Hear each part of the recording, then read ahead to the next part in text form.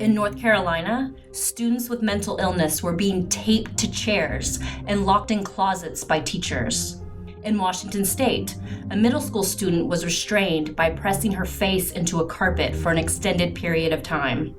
In South Dakota, a young boy was secluded in a storage room. It caused him to develop anxiety about going to school. In West Virginia, a teen was restrained by a school staff with no special training. His injuries were so severe, his physician called Child Protective Services to report child abuse. In Florida, a middle school student was physically restrained on a daily basis for 2 years, resulting in post-traumatic stress disorder. Every child has the right to feel safe and included at school, but across the U.S., many students with disabilities have experiences that are exactly the opposite. Restraints are any holds in which a student's ability to move is limited.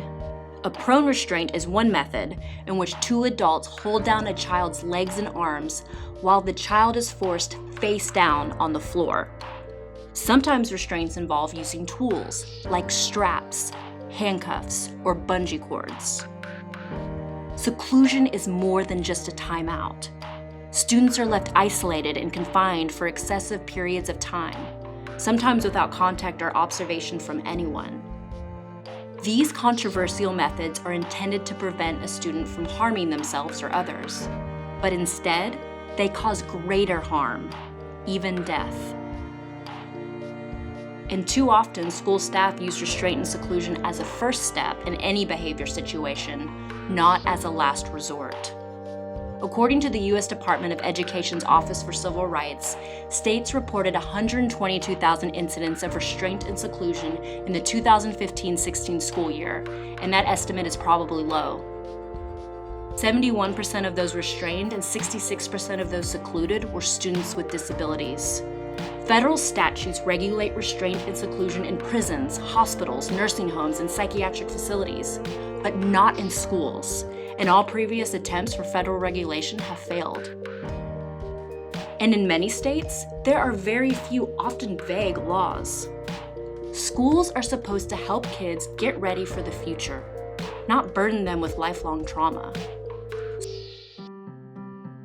We need to educate school staff on how and why students with learning and behavioral issues may react the way they do. Schools need to implement comprehensive research-based mental and behavioral services in schools. Schools need to have detailed de-escalation training in place for teachers, staff, and school resource officers. We also need a national standard of positive interventions and supports. Restraint and seclusion represent a failure to support students. For more information, contact Disability Rights California at 1-800-776-5746 or disabilityrightsca.org.